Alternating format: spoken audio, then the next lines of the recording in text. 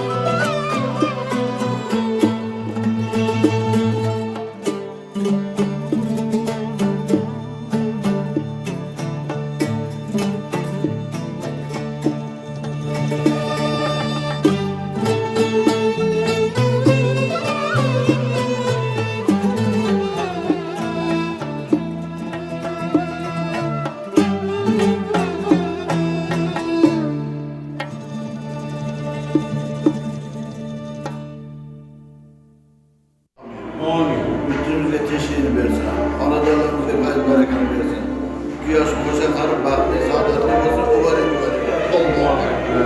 Yaşayın.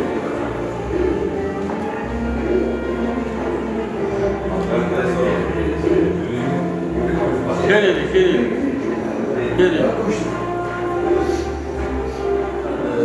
Soğuk. İşgalet yok. Aç çayla. İşte düşünme. Açık kanal oldu, yaxşı oldu dedi. Bunlara çayla yuvulup gidiyor. Hani Kazakistan'da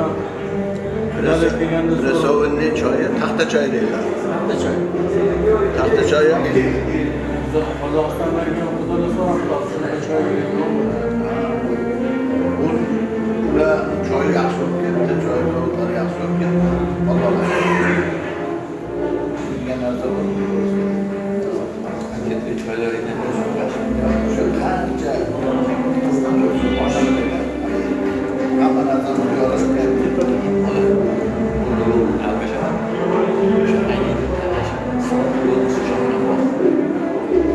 ahirda yaşam bir telefon var değil mi?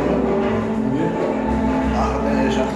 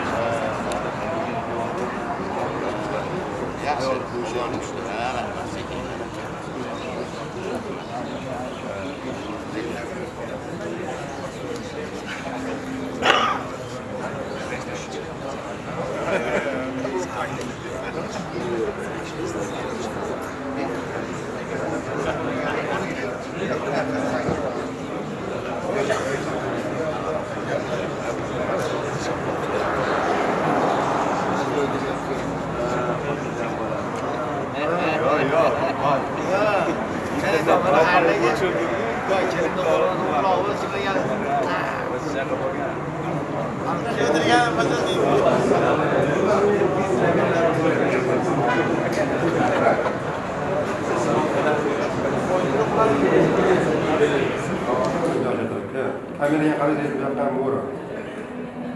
Tamam. Harakat qil. Yerda. Harakat tashavvur.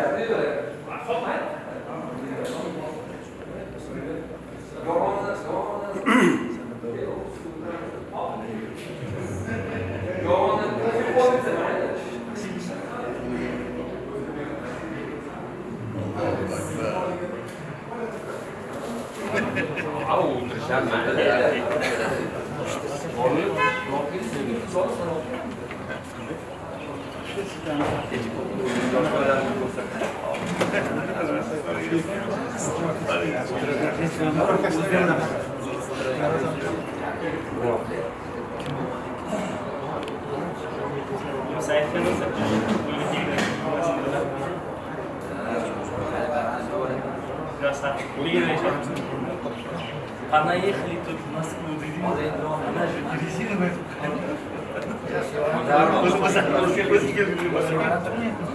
Она ехали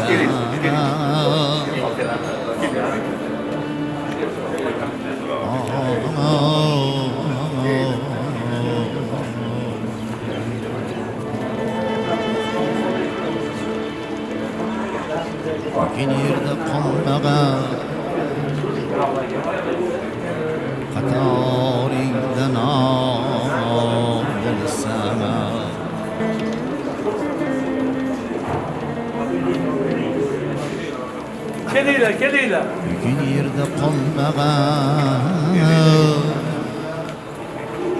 qatoringdan olsa yo'lda qolmassan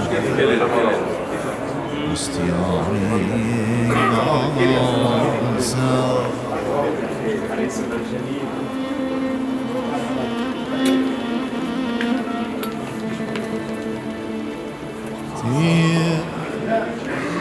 Kirine çıkar, kirine hamile. sevib olganing go'zal bir takror bo'lsa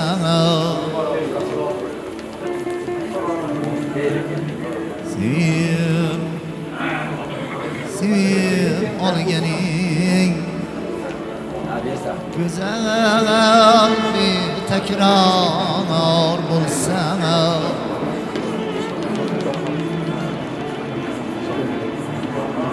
altımıza kırılmaz yanında şu yağmursa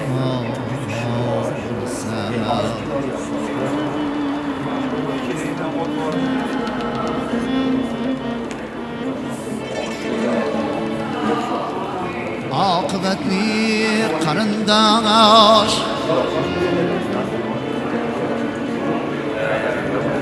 acrelmemeyi min yıldan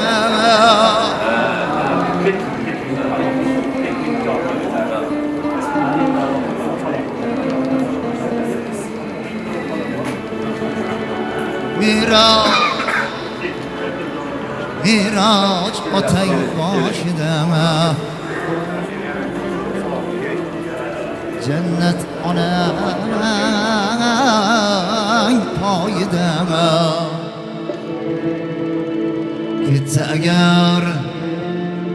Gitse eğer topmazsan 100.000 yılda canida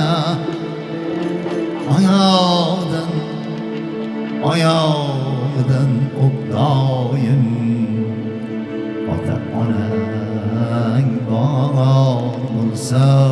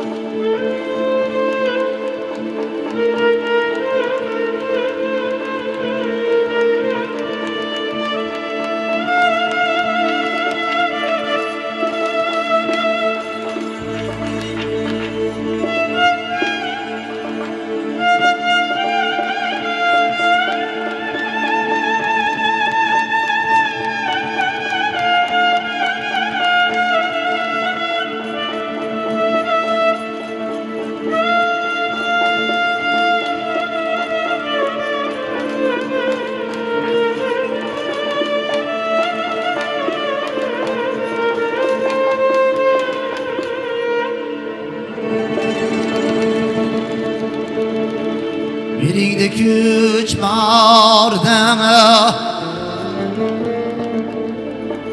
aileyni şad eylene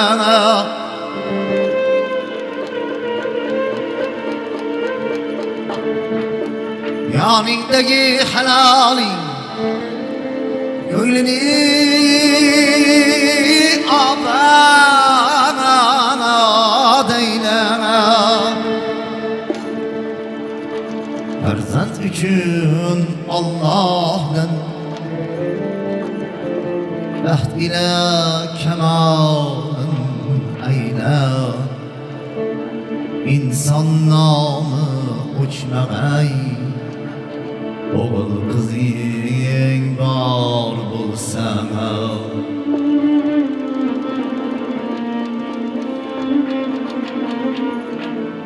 Bugün yerde qolmagan qatoringdan or bo'lsa har yo'lda qolmassan do'st yoring bor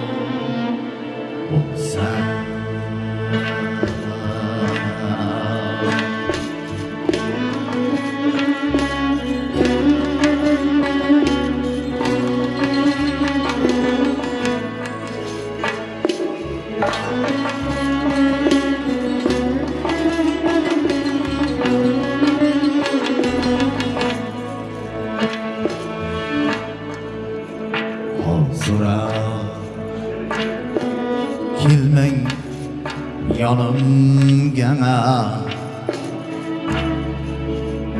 avvalo aşık bo'ling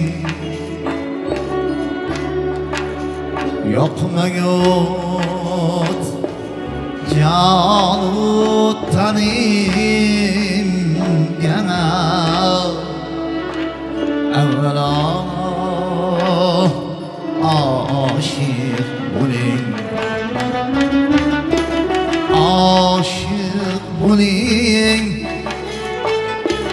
aşık bo'ling aşık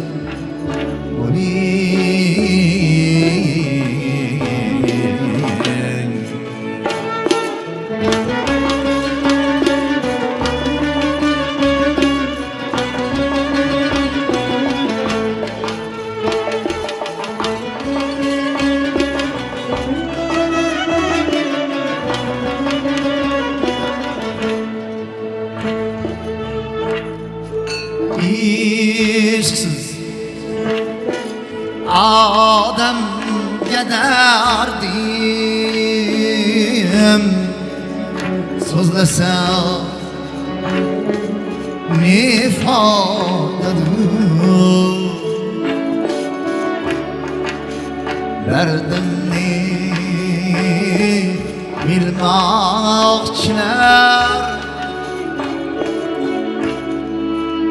kimgadir aşık bo'ling aşık bo'ling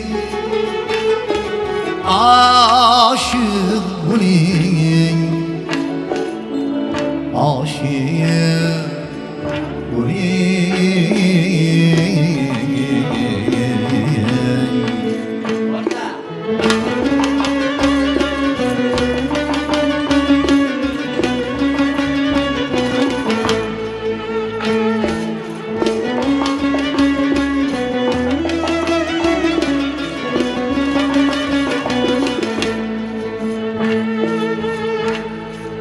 dersiz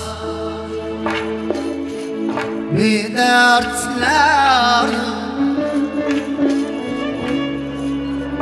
görgeli yok takatim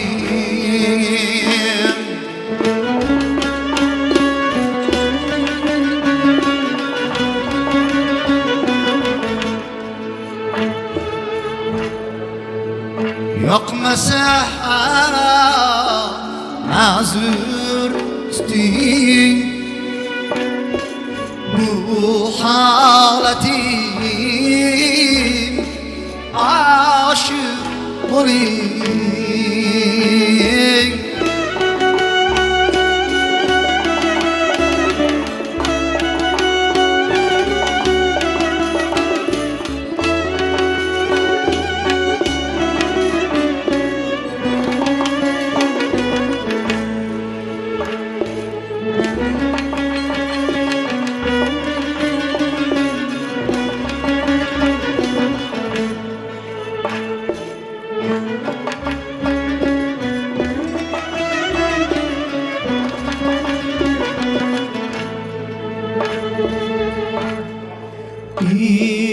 İşksiz derdinden sakla beni takdir yana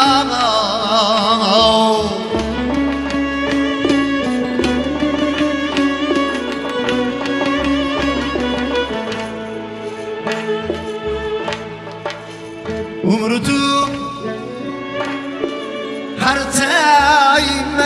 hartaymayın tabık nigar aşık olayım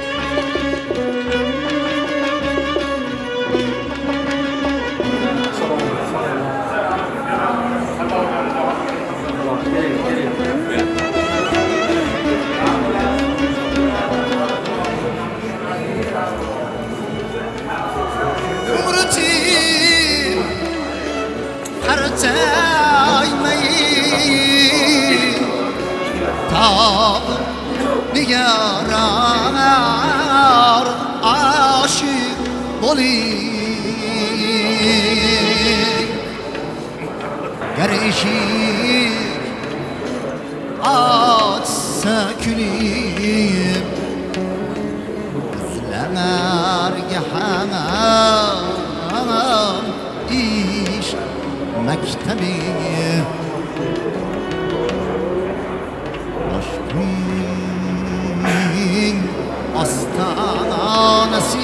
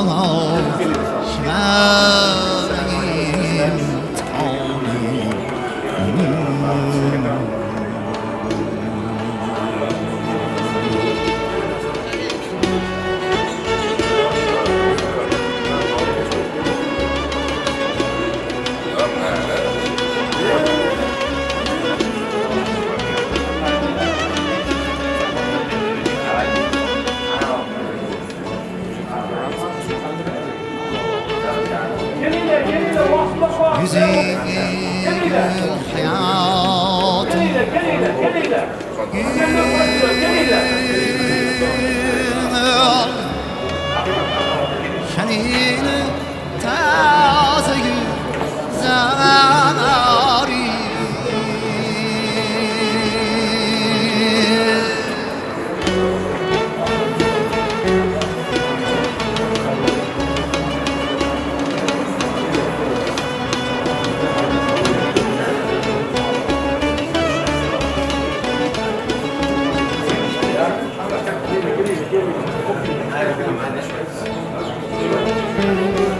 hadi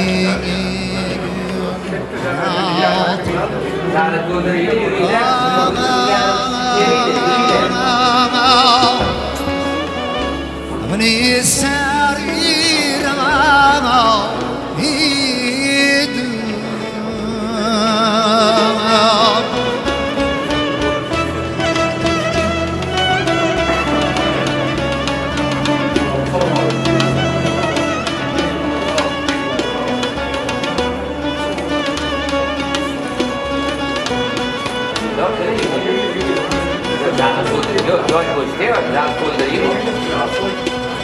Bisogna siamo a crack, dai, anche senza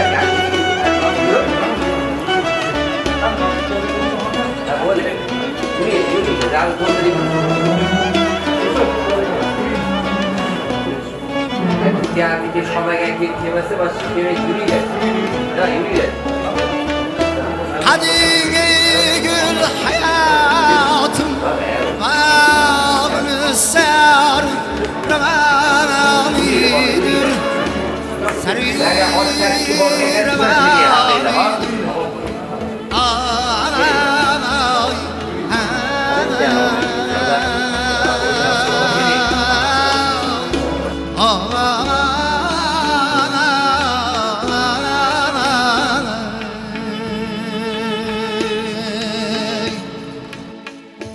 Nayirda bolsang gül an nadir chun jon bana bur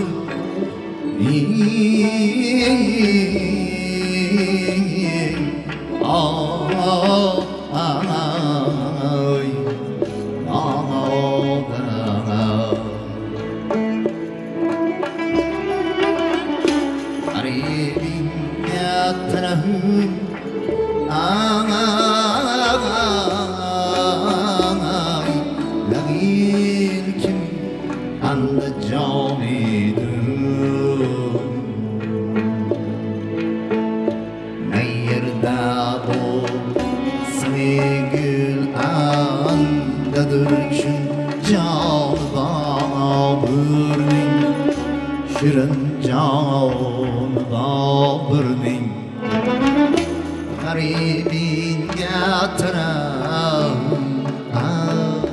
nagil kim anda janidir kim anda janidir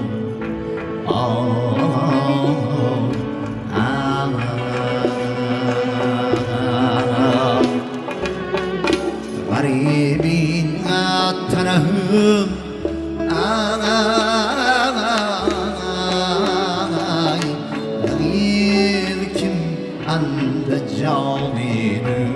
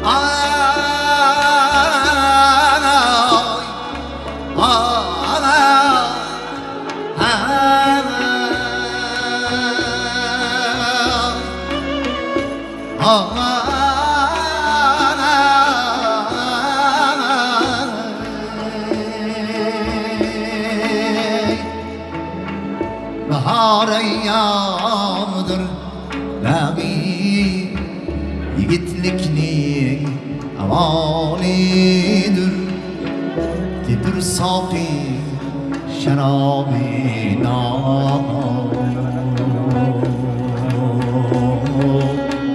Bugün işrat zamoni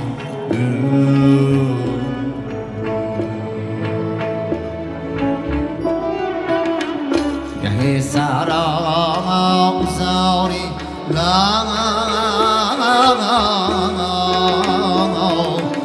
şaklidin yürür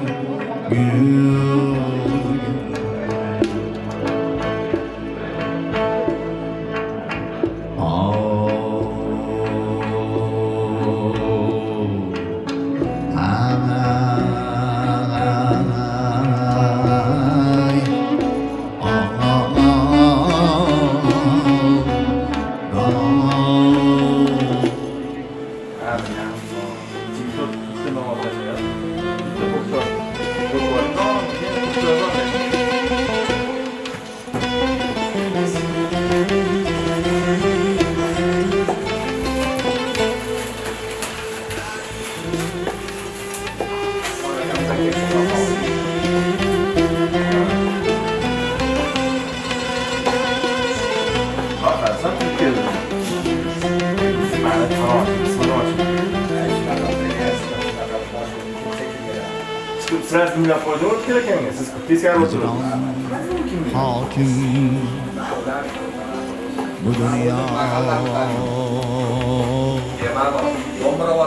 aslı berikan yaralgan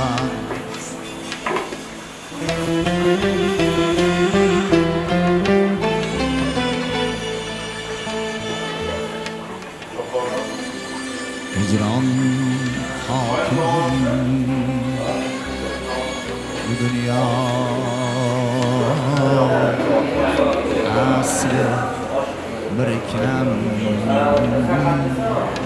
yaralgan akdır muhabbat bin bir hakam yaralgan yarım kaygı yarım akli bikanam yaralgan baxt yarım kaygı yarım akli bikanam yaralgan nahotki ezgulikning ko'zlari nam yaralgan nahotki muhabbatga ming bir hakam yaralgan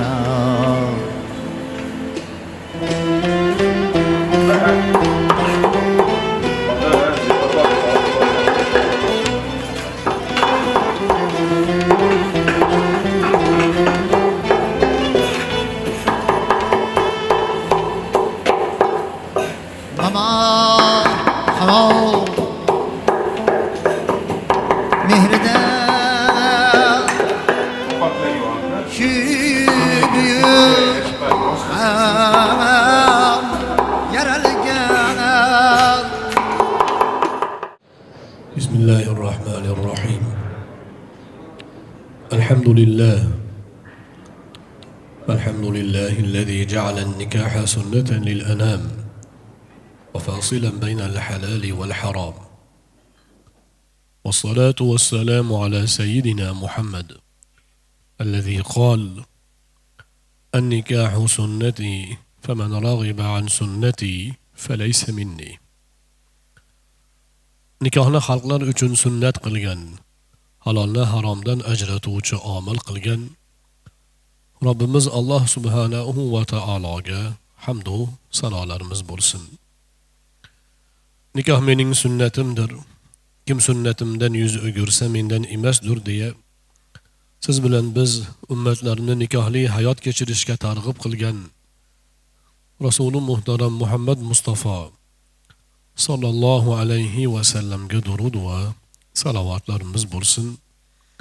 Assalomu alaykum va rahmatullohi va barakatuh. Muhtaram aziz mehmonlar, avvalo barchalaringiz xush kelibsiz. Jumalaringiz muborak bo'lsin. Qadamlaringizga hasanotlar. Alloh subhanahu va taolo sizlarning tashriflaringiz sharofati, qiladigan duolaringiz barakotidan bugungi yig'ilishimizga sababchi bo'lgan kelin kuyovlarimizni baxt va saodatli aylasin. To'y sohiblari Ilyosbek og'amiz va farzandlari Otabekjonni uylash munosabati bilan qudalari Bahromjon aka bilan bamaslahat ushbu to'y kunlarini tayin qilib, siz bilan bizni o'zlarining xursandchiliklariga, shodliklariga sherik qilib taklif qilibdilar. Parvardigori olam bugungi bu bo'layotgan to'ylarni barakotli aylab, sizlarning duolaringiz, qilinadigan suhbat va tilovatlar barakotidan ushbu to'yga sababchi bo'lgan kelin kuyovlarimizni Alloh baxtu iqbolli aylasin. Bugun juma kuni ulug' haftaning eng ulug' kuni. Mana shunday muborak kunda bo'layotgan bu to'y ham inshaalloh muborak bo'ladi degan umiddamiz. Xususan mana kuyov turamiz Otabekjon ahli ilm yigitlarimizdan Xalqaro islom akademiyasini bitirib, u joyda yana ilmiy faoliyatlarni davom ettirib, kelinimiz ham ilm ahlidan bo'lib, mana shunday yosh tolibalarimiz, ahli ilmlarimizning to'ylari bo'lgani uchun ham inshaalloh umid qilamiz bu oila kelgusida xalqqa, dinga, millatga yaxshi bir xizmat qiladigan oila bo'lishini umid qilamiz. Nikoh haqida so'zlar ekanmiz. Keling, shu ilm xonadoni bo'lgani uchun, kelin kuyovlarimiz ilmga oshino bo'lgani uchun oilada ilmning o'rni haqida to'xtalaylik. Haqiqatan oila turmushning ilmi bor.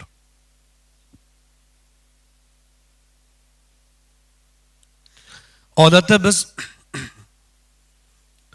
har bir ishimizda ilmga suyanishga harakat qilamiz. Tijorat qilmoqchi bo'lsak, albatta ilmini o'rganamiz. Loaqal borib bozorni o'rganamiz. U ham ilm. Agar himmat qilsak, aligindek hozir biznes treyning deyapti, ularga qatnashamiz. Undan ham yaxshiroq o'rganaman deb bilsak, ma'lum bir oliygohlarda kerakli ilmlarni tahsil qilamiz. Maqsad nima? Desa, maqsad shu iqtisodiy hayotni tartibga solish, qo'limizda bor jamg'arilgan pulni zoya qilmasdan uni daromad manbaiga aylantirish. Uy qurmoqchi bo'lamiz. Uy quradigan bo'lsak, o'zimizcha qurmaymiz. Muhandisni aytamiz. Bino qurishga layoqati bor, tajribasi bor, bilimi bor odam. Masalan, prorablardan birortasini gaplashib, unga topshiramizki, shu uyni samarali, arzon va baquvvat qilib, mustahkam qilib, bino qilib bersin. Maqsad nima? Maqsad shu uydan yaxshi manfaat olish. U yerda xavfsiz, xatarsiz istiqomat qilish, qulay sharoitda istiqomat qilish. Ammo shunga bilimimiz yetmagani uchun biz bilim egalariga murojaat qilamiz. Yana boshqa har bir sohada shuni ko'rasiz. İnsanlar 10 yil, 11 yil maktabda o'qib, uni ortidan institutlarda o'qib, orqasidan magistratura qilib, undan keyin yana himmat qilsa doktoranturani qilib, mana shundoq qilib hayotdagi har bir masalaga chuqur ilmiy yondashishga harakat qiladilar. Bu nihoyatda to'g'ri, ayni muddao. Lekin biz aytgan sohalar hayotning juda negizi emas. Aytaylik, albatta hayot zarurati, ammo undan-da hayotimizning zarurati bo'lgan bu oila mavzusiga kelganda ko'pchiligimiz ilmga murojaat qilmaymiz. Hamma o'z bilganicha harakat qilgisi keladi. O'zi xohlaganini ilgari surgisi keladi. Hamma o'zini haq deb biladi. Meniki to'g'ri, mana shunisi foydali deb o'ylaydi o'zichasiga. Ammo ilm bilan yondashish, asli bu borada Allohning hukmi qanday edi? İnsoniyatni juft yaratgan Alloh. Erkakka erkaklik qobiliyatini, ayolga ayollik xususiyatlarini bergan Alloh. Ularning bir-biri bilan bo'ladigan munosabatlardagi qonuniyatlarni yaratgan ham uning o'zi. İnsondan hamma narsani ko'ra, insondan yaxshiroq biladigan yaratuvchini o'zi. Alloh mana shu oilaviy munosabatlar uchun shariatlar nozil qilgan.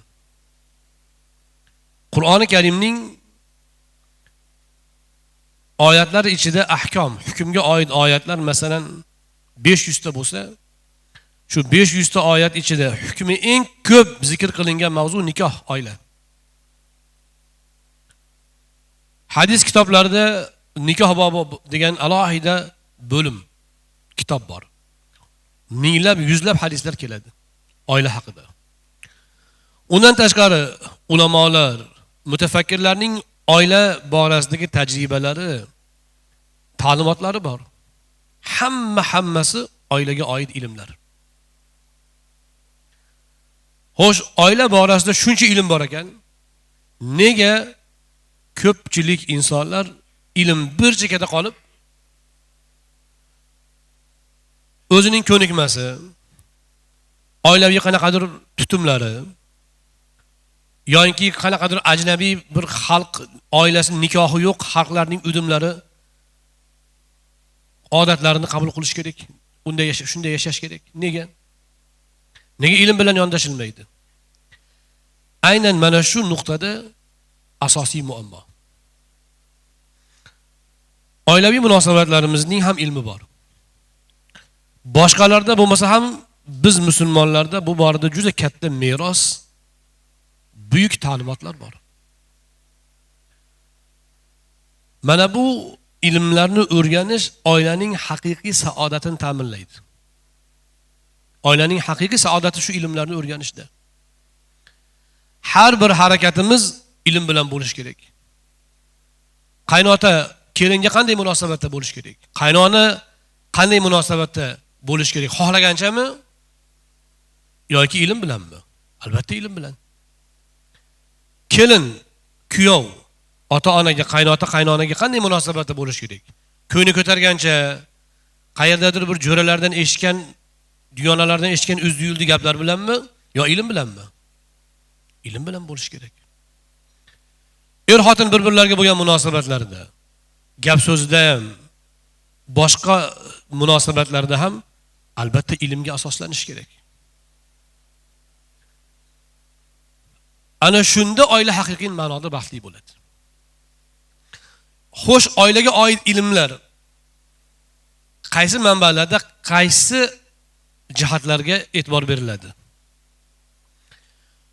Oilaviy munosabatlar ijtimoiy munosabatlarning katta qismi.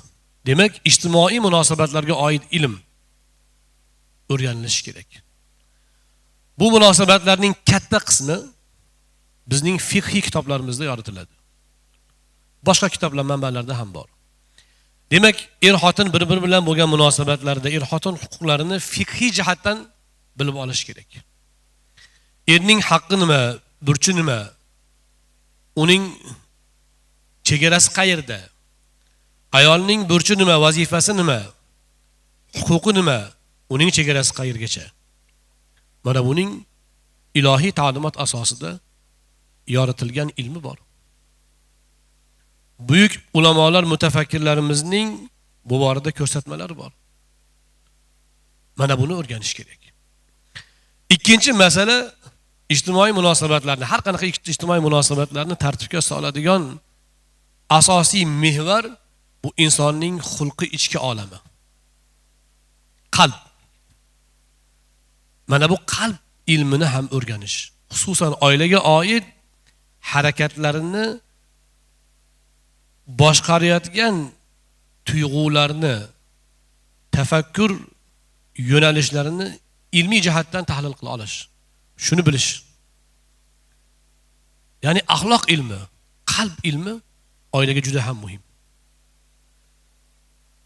Mana shu jihatdan ham oilaning ilmini o'rganish kerak. Hozir psixologlar chiqib gapiryapti. Undoq bo'lish kerak, bundoq tushunish kerak degan gaplarni. Mayli, foydali jihatlari bordir, lekin xatolari ham bo'lish ehtimoli katta. Chunki juda ko'pi xom gaplar.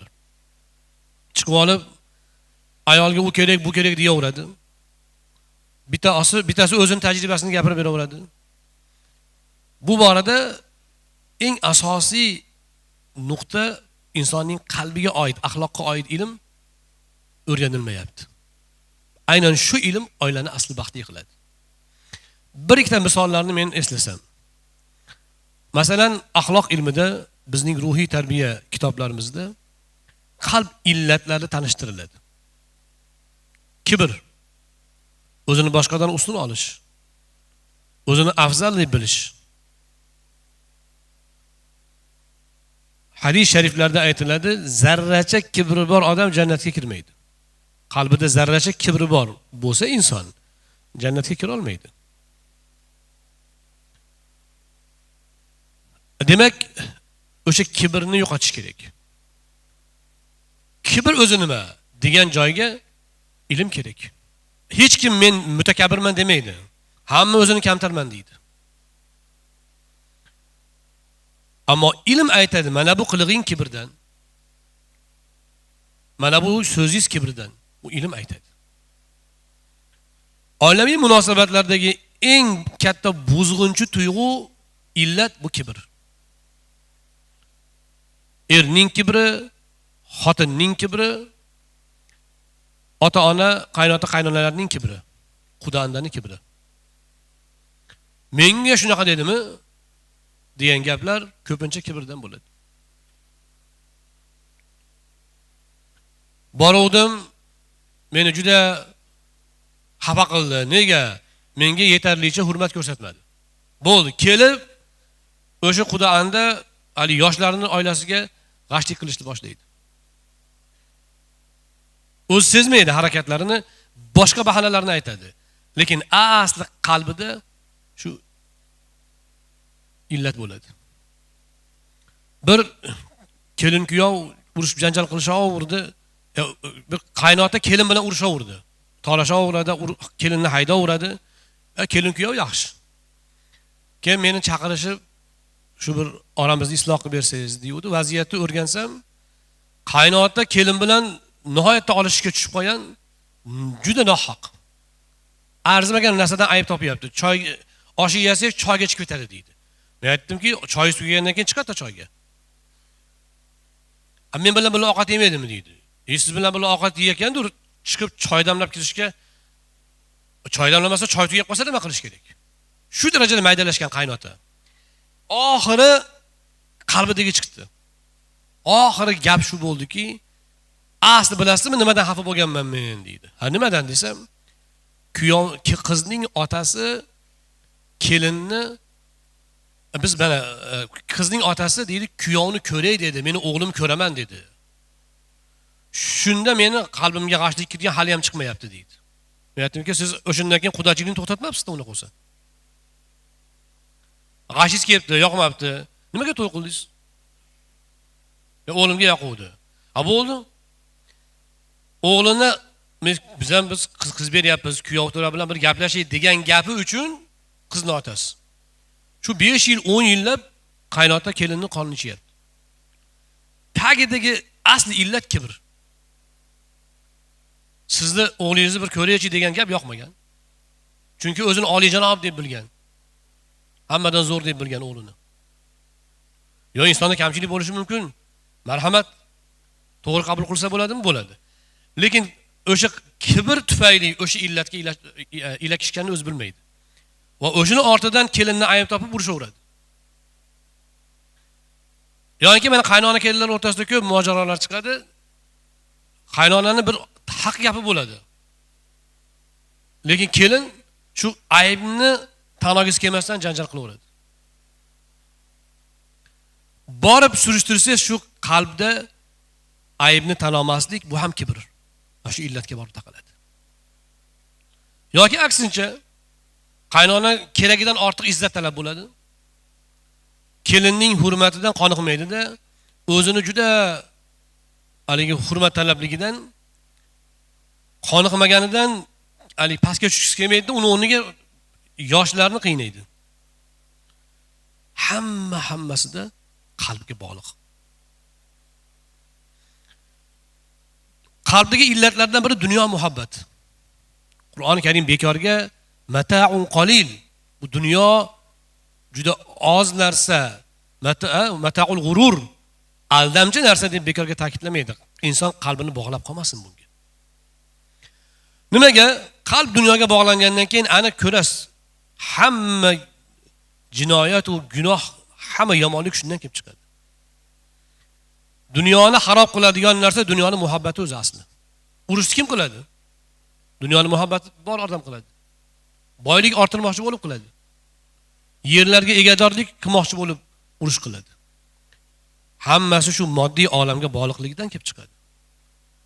Oilaviy munosabatlarda ham ko'zingizga ko'rinmaydi. Lekin yaxshi o'rgansangiz, qalbdagi dunyoga muhabbatdan janjal chiqadi. Hech bir oxirat uchun janjallashganini juda kam ko'rasiz. Diyonati uchun, oxirati uchun g'am chekib oilada janjal chiqqanini men masalan ko'rganman shu vaqtgacha. Bitta yarimta chiqmasa agar 99% oilaviy munosabatlar dunyoning muhabbatidan. Ana endi shu dunyo muhabbati belgilari nima? Davosi nima? Bu ilm bilan o'rganiladi.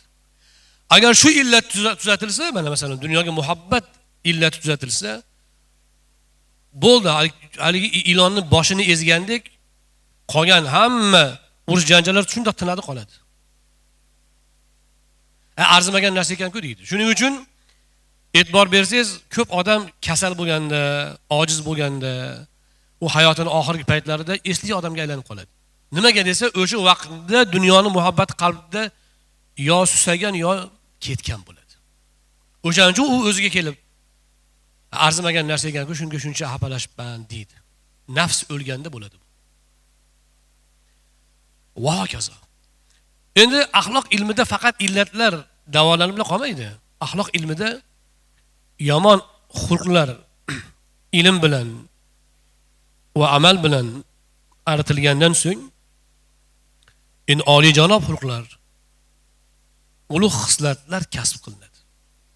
Baxillik o'rniga saxovat, kibr o'rniga tavozu, kamtarlik, qizg'onchilik o'rniga saxovat, yana dunyo muhabbati o'rniga zuhud. Va hokazo oliyjanob xulqlar o'zlashtiriladi. Agar mana shunday bo'lsa nima natija desangiz, dushman do'stga aylanadi. U xotinni qo'ying, dushman oliyjanob xulq bo'lsa, dushman do'stga aylanadi. Ammo bu o'z-o'zidan bo'lmaydi. Buning uchun ilm, ma'rifat va Allohga yuzlanish, ezgulik sari intilish talab qilinadi. Bunda ham inson o'zida quvvatni ilm bilan hosil qiladi asosan. va albatta ruhiy tarbiya bilan. Xo'sh, buning uchun biz bugun nima qilishimiz kerak degan savol tug'ilishi tabiiy. Asli bu ilm bizning musulmonchilikda ustoz shogird an'anasi orqali mashoyixlar huzurida, amaliy olimlar huzurida o'zlashtiriladi. Tasavvuf pirlar, mashoyixlar bo'lgan-ku, Shayx Zayniddin, Bahovuddin Naqshbandiy, Xo'ja Ahror Vali. Bular nimasi bilan xalq ardog'iga tushgan? Sazovor bo'lgan. Aynan xalqning ruhiy tarbiyachi, xulqlarini tarbiya qiluvchi ustozlari bo'lgan. 7 yoshdan 70 yoshgacha odamlar ularning huzurlariga borib, ulardan duo olgan, ziyolardan bahramand bo'lgan ilmlarini tahsil qilgan. Asli bu silsila mana shunday davom etib keladi. Ming afsus 70 yillik, qariyb 100 yillik uzilishdan so'ng aligindek dindan uzoqlashtirilganning oqibatida biz bu katta merosimizdan ancha uzoqlashtirildik. Bugun alhamdulillah asta-asta o'zligimizga qaytish bor. Umid qilamiz yana ana shunday ulamolarimiz, mashoyixlar yana yetishib chiqib, buyuk allomalarning izdoshlari yurtimizni yana oldingidek yuksaklarga inshaalloh olib chiqadi. Lekin ungacha bo'lgan davrda biz uchun ustoz topilmaganda bu kitob bizga yordam beradi. Hozir juda kitoblar ko'p alhamdulillah. Axloqqa oid kitob ham ko'p, ruhiy tarbiyaga oid kitoblar ham, oilaga oid kitoblar ham, bir 10 dan ortiq men o'zim ushlaganda olib qo'yaman, 10 dan ortiq bo'lib qoldi alhamdulillah. Mana bularni yoshlarimiz o'qisa, kattalarimiz bu borada o'zlari namuna bo'lsa, ana shunda inshaalloh oilalar baxt saodatli bo'ladi. Mana shunda saodatli oilalardan tarkib topgan jamiyat ham mustahkam, barqaror, baxtiyor jamiyatga aylanadi. Umid qilamiz bugungi nikoh bo'layotgan oilalarga ana shunday, oilaga ana shunday baxt saodatni Alloh o'zi nasib aylasin. Muhtaram azizlar, endi bir tilovat qilib, keyin o'zimizdan kutilgan duoyni qo'l ochamiz.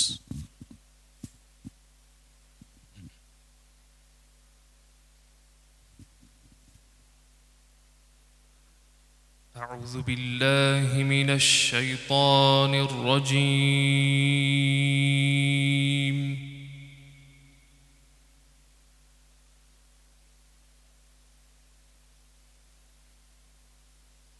بسم الله الرحمن الرحيم.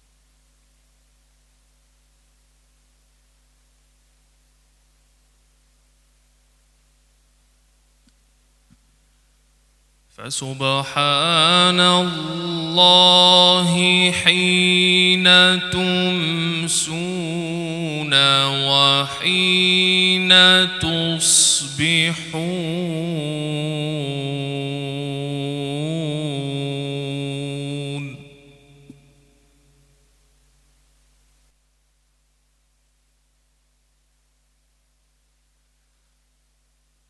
وله الحمد في السماوات والأرض وعشيا وحين تظهرون.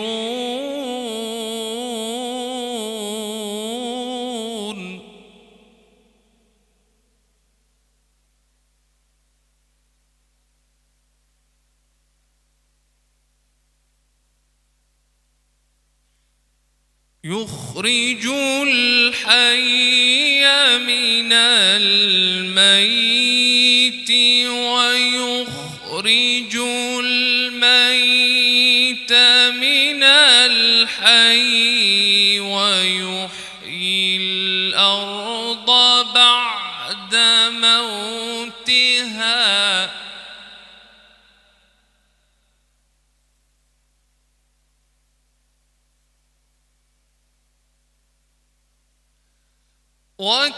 وكذلك تخرجون.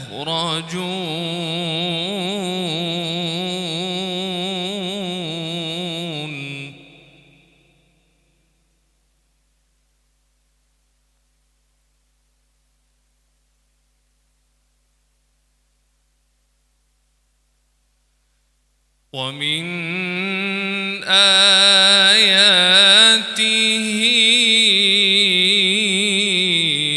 أن خلق لكم من تراب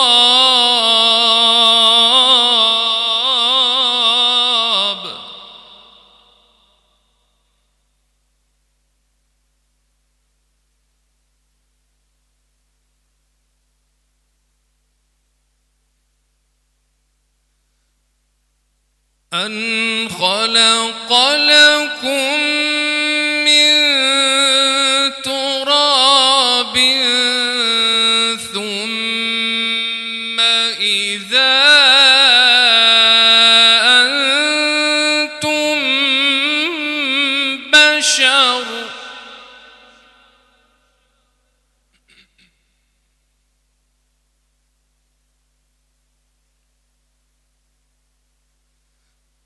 أن خلقكم من تراب ثم إذا أنتم بشر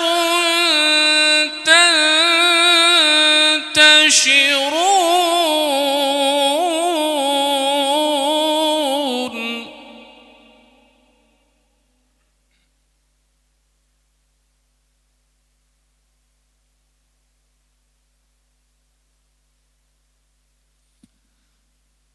ومن آياته أن خلق لكم من أنفسكم أزواجا لتسكنوا إليها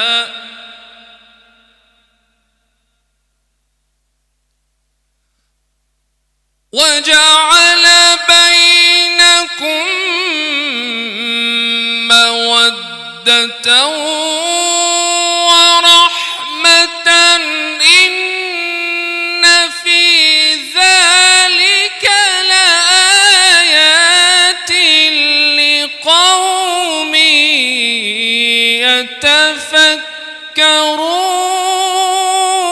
يتفكرون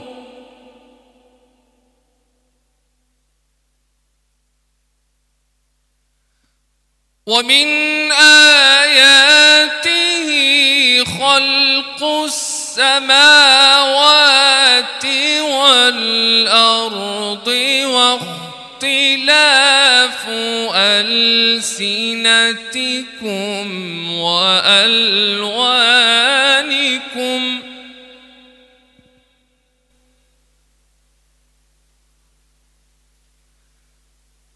إن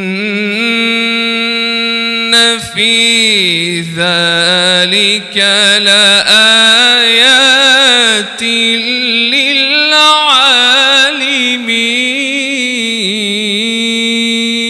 للعالمين سبحان ربك رب العزة عما يصفون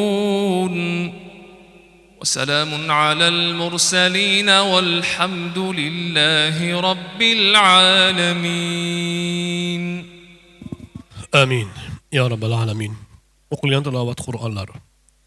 Aytilgan masala, masoillar. Yozilgan to'yda surxon xayri ihsonlari.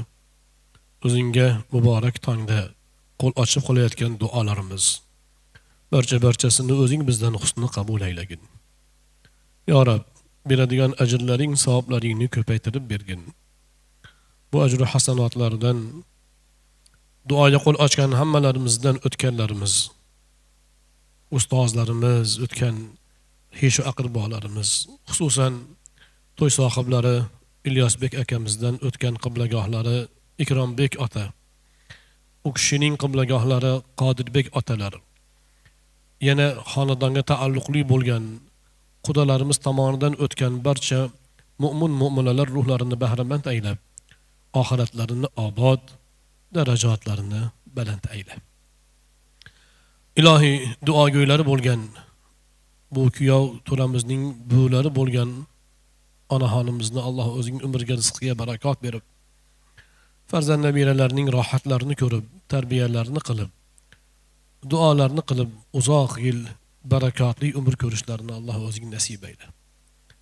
Yig'ilishimizga sababchi bo'lgan kelin kuyovlarimizni baxtu saodatli et.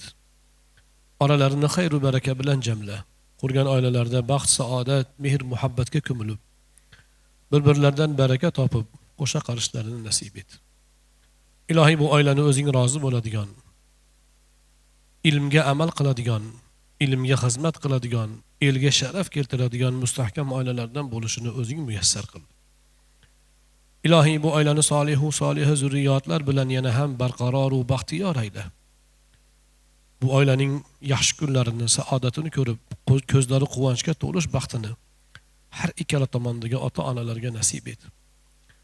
Kelinimizni tarbiya qilgan ota-onalarga, qiz boqqanga Rasuling tillarida va'da qilingan maqom va martabalarni ziyodasi bilan ber.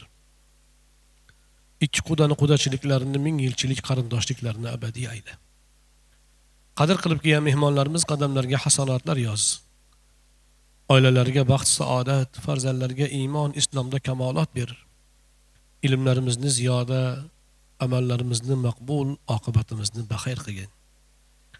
Ilohiy muborak tonglarda o'zingga yalvorib duo qilamiz. El yurtni tinch omon qilgin. Aziz vatanimizni jannat makon ayla. Oldingidek shonu shavkatimiz, dini diyonatimiz, ilm ma'rifatimizga barakotlarni ziyoda qil. Ertamizni bugunimizdan, oxiratimizni dunyomizdan afzal bo'lishini nasib aylagin. Va sallallohu ala nabiyyina Muhammad va alihi va ashabihi ajma'in. Bi rahmatika ya arhamar.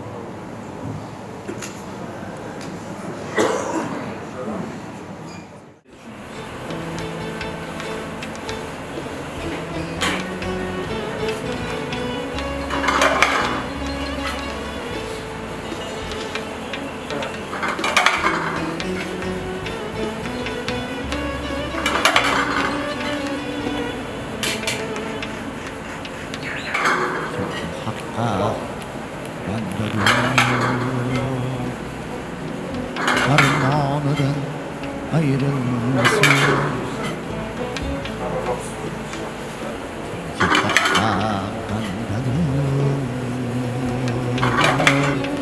Harmanıdan ayrılmasın.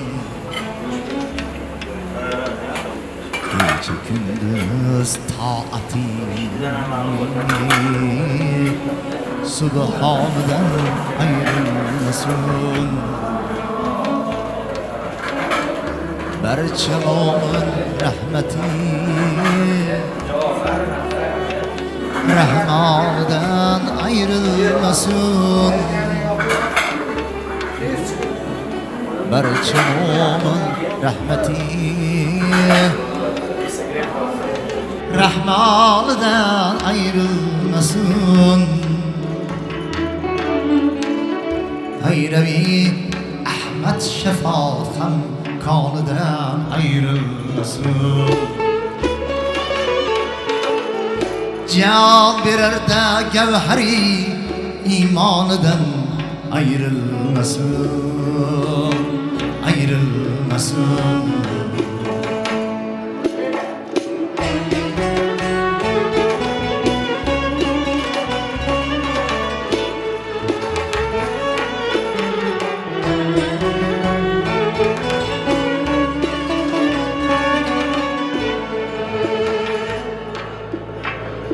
Hak Teala deydi dostum, tun sahar bedarni va'da qildi onlara jannat ila didorni. Haq suyar qilsa saxovat bende her ne barni rahmetinden benasib etgeykü dil azarni tonglar rahat istagan ihsonidan ayrılmasın, ayrılmasın.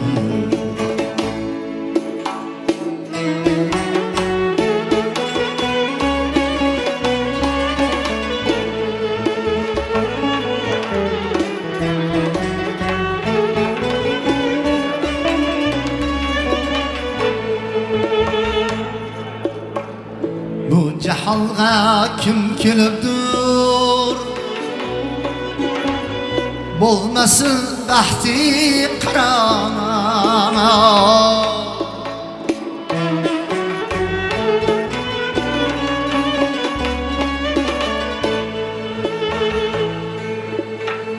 Ushbu illatga kishini qilmasin haq mubtalo. Bu kasal hargiz tuzalmas, dorisi yo'q bedavo. Sud yo'q ko'kdan tushib Isoga qilsa duo. Rahmati haq doimo suygonidan ayrılmasın, ayrılmasın.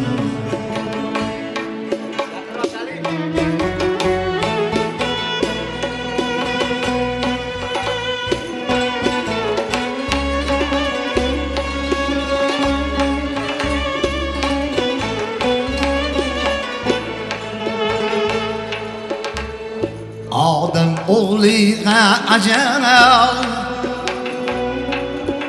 kelguncha yurgay bexabar. Oxiratni o'ylamas, ko'nglida yo'q xavfu xatar.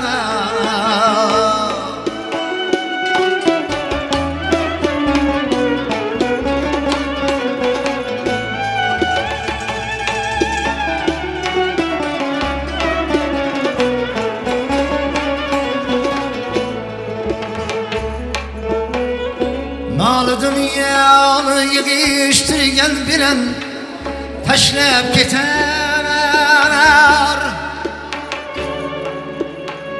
Ta qiyomat tong otguncha hamon yo'lda yotar. Hasrati bilan o'tib hamdonidan ayrılmasın, ayrılmasın.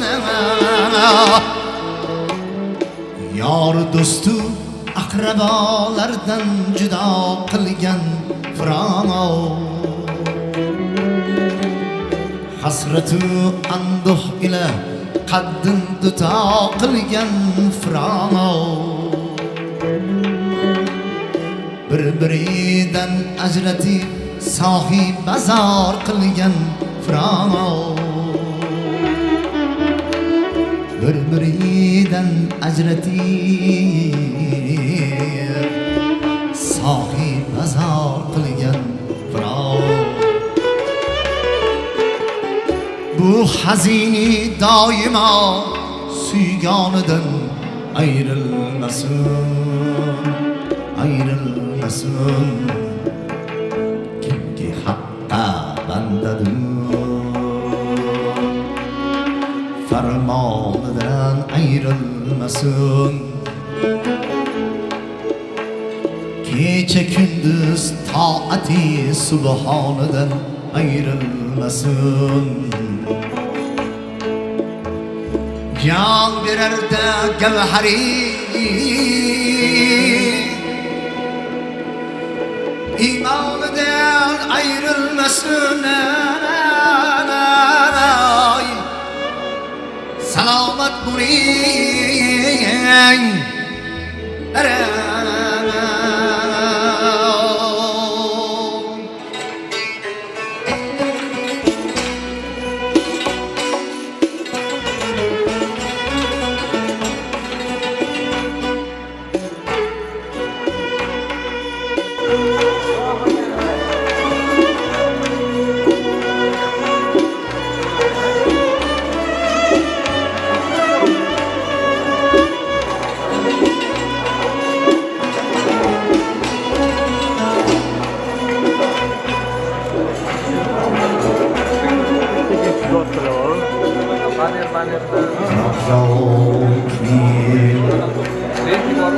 Gülden sardım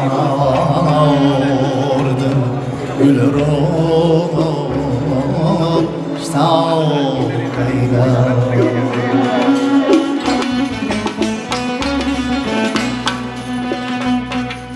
Rabisu Atidin Zahayin Gülamayna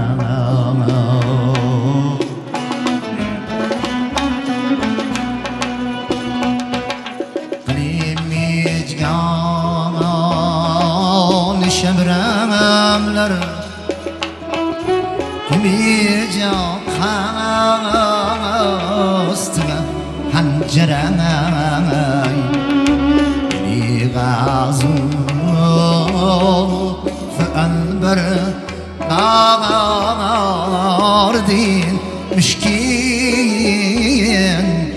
Tanavlayla Beni gazı Fenber Nardin Müşkin Tanavlayla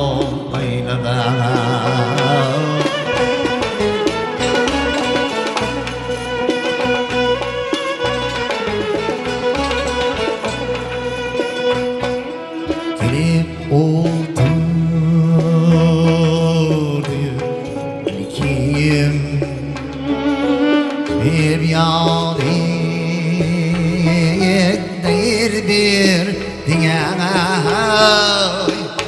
ay vaya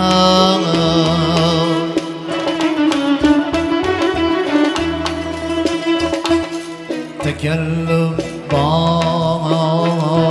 başladı her laf Zedin nuri Koşal aylana Yarime Canime Vayana Zalim yâre Ay vayana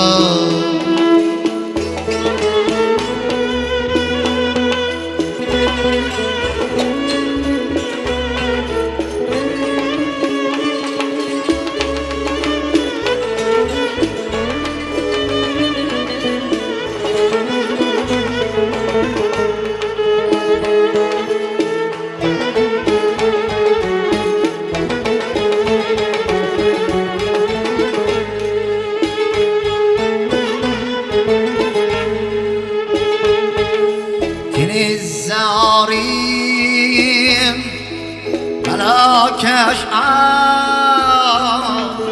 شبين من سياس نشكدر سراي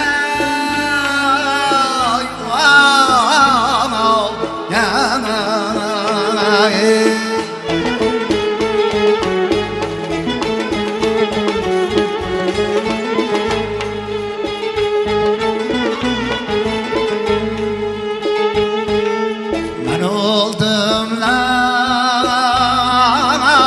aytar meyli Cenab eylemem yarim ben canim ben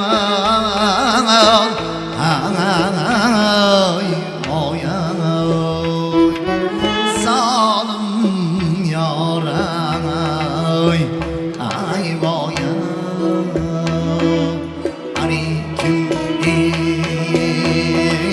hayır vasıl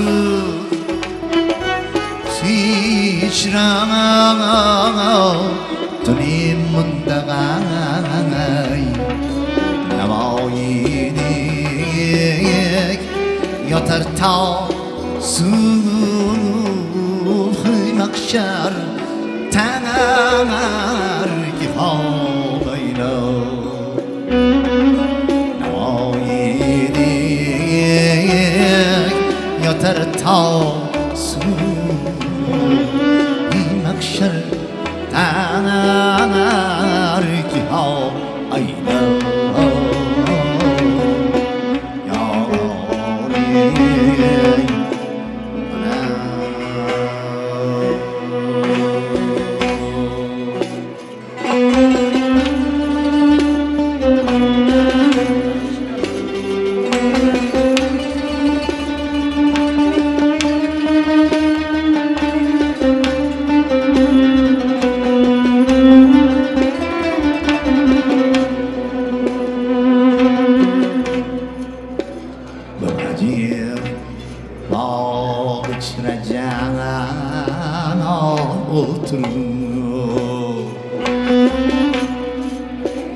saçların yayıp şema oynattırıyor.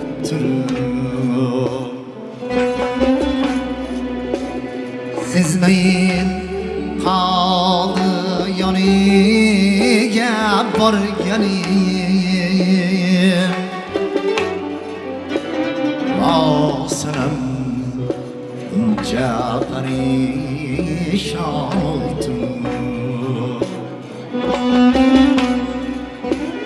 Kaşları Ali oran isleten,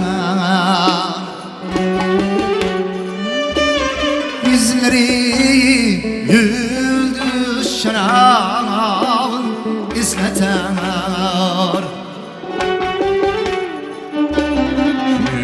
Sanam bilmedim kim oylatan. Barcha gullar shunga hayron o'tir.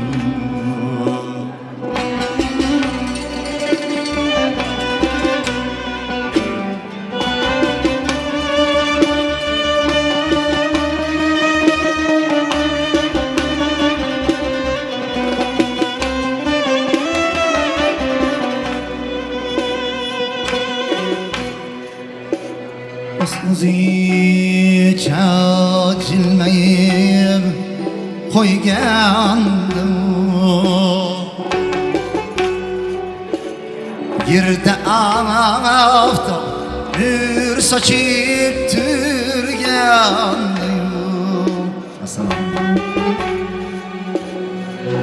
O'zicha jilmayib qo'ygandim. Yerde aftan nur saçıp durgandayım.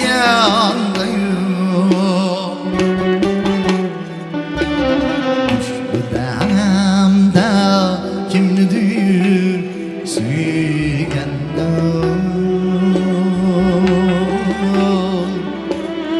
Kaddiler zon zülfü mercan otur.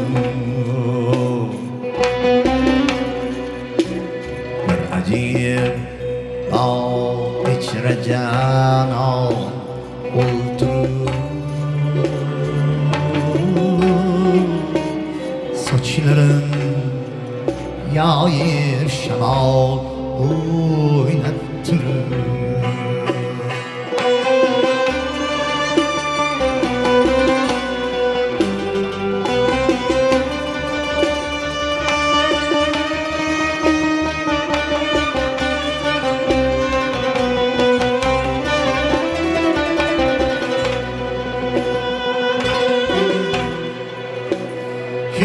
Senemni suygani kelmasmikin?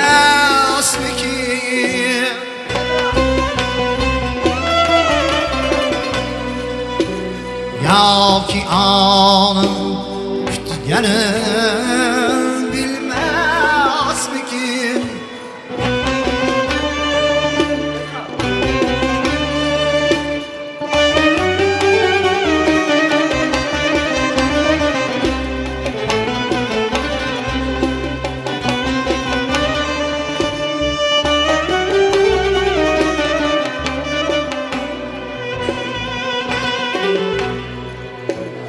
100 senem süygeni üzmezmikin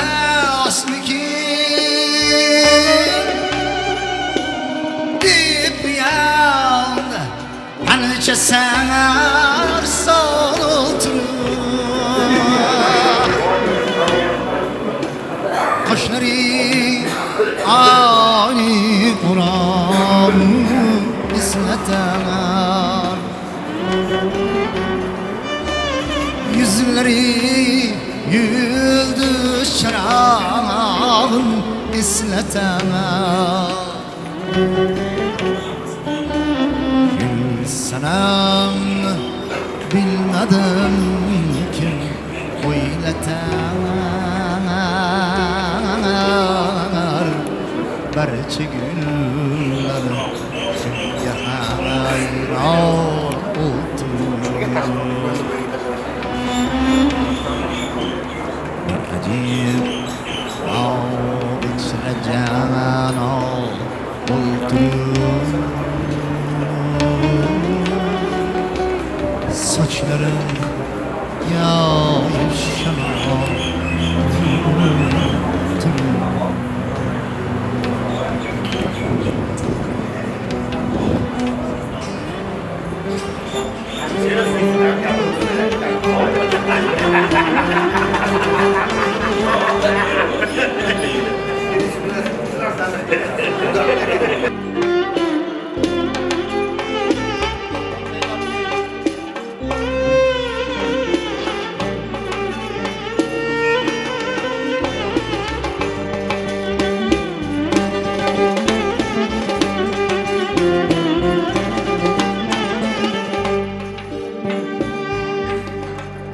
hoş yasin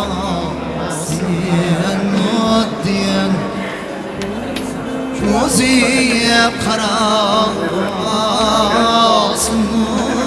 diyen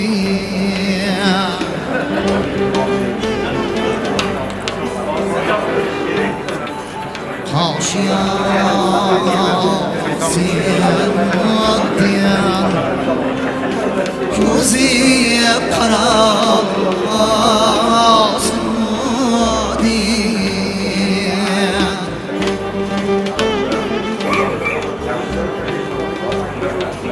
Könlüme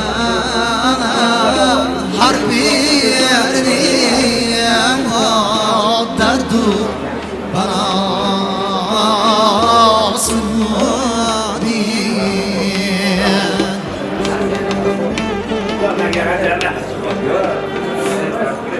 Könlüme harbi erdiyen derdu bana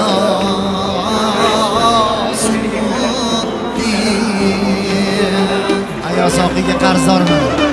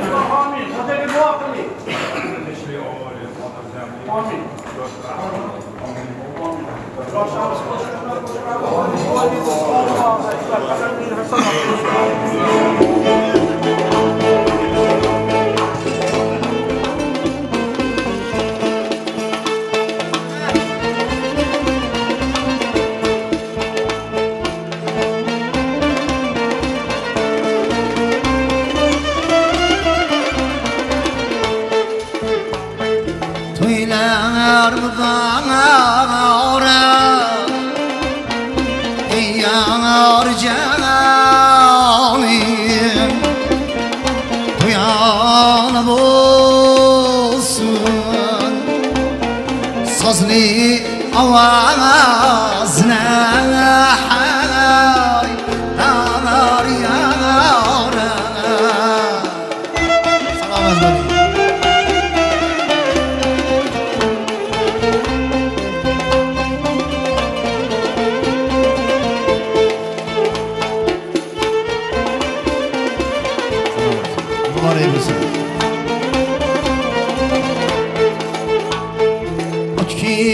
yüzüne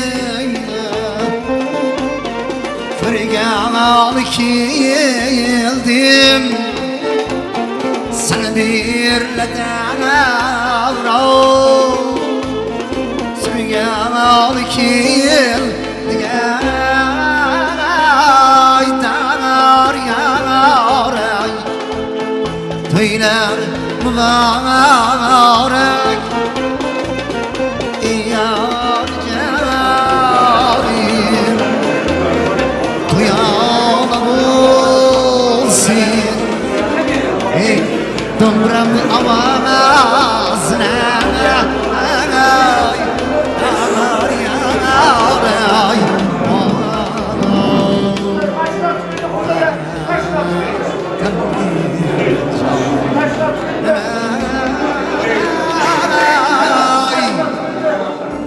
Gelin ki yollar koşar Salamat buraya Bakmam bu da.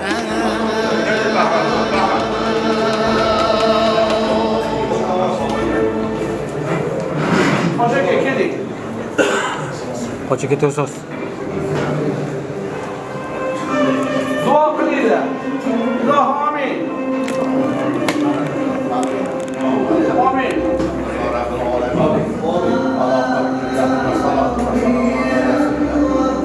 Allah'ım şu küllegi yetkizdiğin o'zinga ham sanolar Allah'ım keyingi oyga shu farzandlarimizni aqiqa to'ylari kelmonini o'zing nasib aylagin. Ularni qo'sha qarab baxtli bo'lib yurishini yonlarida qurbonlikni hammamizga nasib qilsin. Hammamizni xonadonimizda yaxshi kunda, yaxshi to'yda bo'lsin. Allohim xudochiliklar qardamon bo'lsin. Bilib bilmaydigan xatolarimizni Allohim o'zi kechirsin. O'tganlarimizni rahmatiga olsin, qolganlarni tan jonlarini sog' qilsin. Rabbana atina fid dunya hasana va fil oxirati hasanatan va qina azobnar bi rahmatika ya arhamar. Qo'ylar muborak bo'lsin.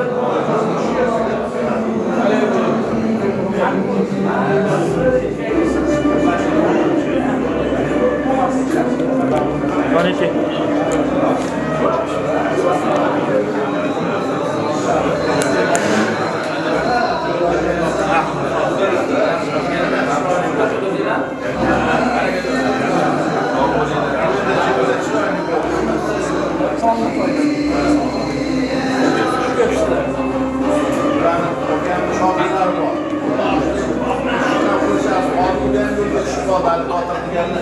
Şogirdlar yapıyor.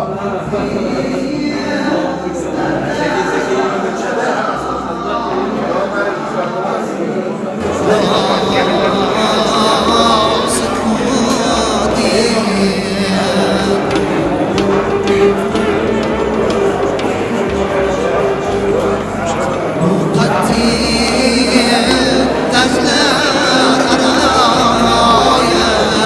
basmış